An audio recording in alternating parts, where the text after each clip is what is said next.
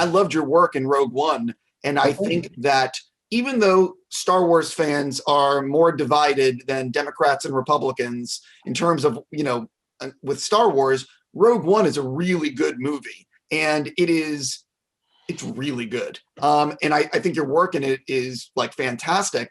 That is one of those films where there was a lot of stuff behind the scenes in terms of doing reshoots, in terms of everything that went on with making that movie.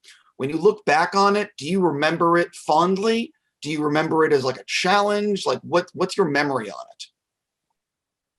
I definitely look back on it fondly. It was a challenge in that the script was changing at a certain point. It's almost like the way that Disney, like that they were, where Frozen 2, you were talking about how they didn't have Act 3 a year out. There was a certain point early on where the story shifted. There was a new writer was brought in and things were changed. And so I had met Jyn Erso's character one way. And they even used it in the trailers and where I say, I'm your, hello. Cassian said, you are a friend. I will not kill you. And people would, when I would go to Comic-Cons, they'd say, could you write that on my pen? I'm like, it's not in the movie, that quote. It was just an early version of how I met Jyn Erso. So things changed. So we were on set and it would be like, okay, so this scene is after we've met or before? Oh, we just met in a new scene that happened. So that's tough. That's tricky. That can shake your faith. But in working with Gareth Edwards, I love working with him. And Diego Luna is a lot of fun. There were a lot of pictures on set, like from on-set pictures that I got to see. And there's a lot of me and Diego, and I'm laughing. I'm just laughing my ass off a lot. So, and we went to Maldives. The Maldives, I think, or I used to know how to say it. And we went to Jordan. So we were flying all these places before they had built the thing that they built for Mandalorian, where you go to Long Beach and you can be anywhere. You're surrounded by all those screens. We were actually flying to places and doing the whole filmmaking thing and waking up at whatever time in the morning to hook up with some Bedouins so they could take us to this one place that we could overlook to see Jeddah. And man, so seeing stormtroopers on actual camels, and they're like, well, they're gonna fix the camels later. That stuff was magic, man. Magic. I really like Rogue One a lot, and considering how much it went through in terms of the story changes with reshoots, with everything else, it doesn't make sense how good it is. Yeah. I'm being completely serious, but I also think that ending with Vader in the hallway, it carries a lot of weight. I agree. That's badass. And yeah, and that Tony Gilroy coming in at the end and doing all the rewrites that like, I feel like this is what Tony did. Like, here we had a movie and Tony went, great, okay, here, remove this, sew this together and put this in this. There we go. It was like that's kind of what it did. Like he took it and went, oh yeah, move that, then move this over here, and there we go. It was still the same thing. It just connected things a little bit tighter.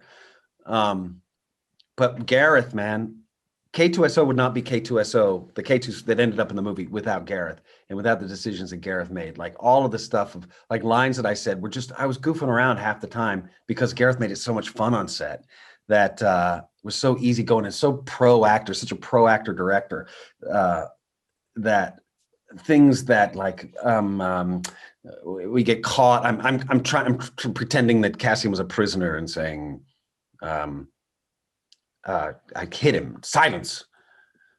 And there's a fresh one if you mouth off again. Like that stuff would not have made it. That was just goofing around, and that was Gareth.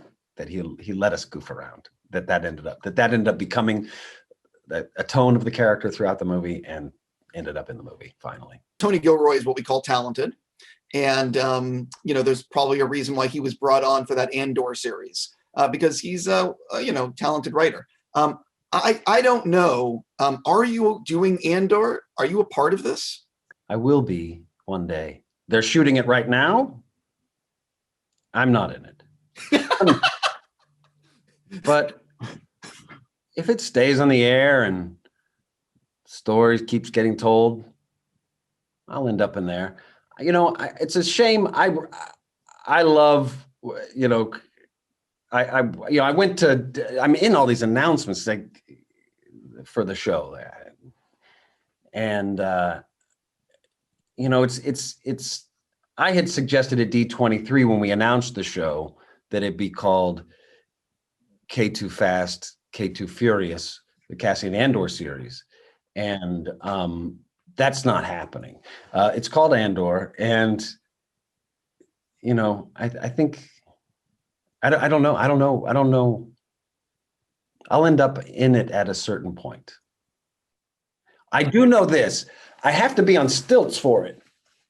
I have to be, because the character's 7'1", and I'm not one of those guys who's like, somebody else can do my motion capture and I'll voice it later or any of that kind of stuff. I'll have to do the motion capture. So I turn 50 in March. I hope they get to it soon, because I'm not going to be on stilts in like 5 years. I'm not doing it. I'm not doing stilts.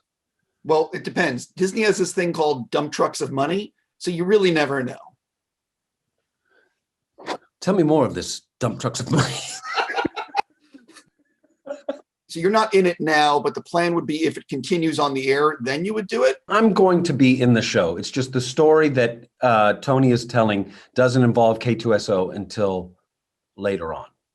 Does that mean in the first season, or so you're saying if it goes to a second? I can't be too specific. I can definitely say I'm not going to be in the first season.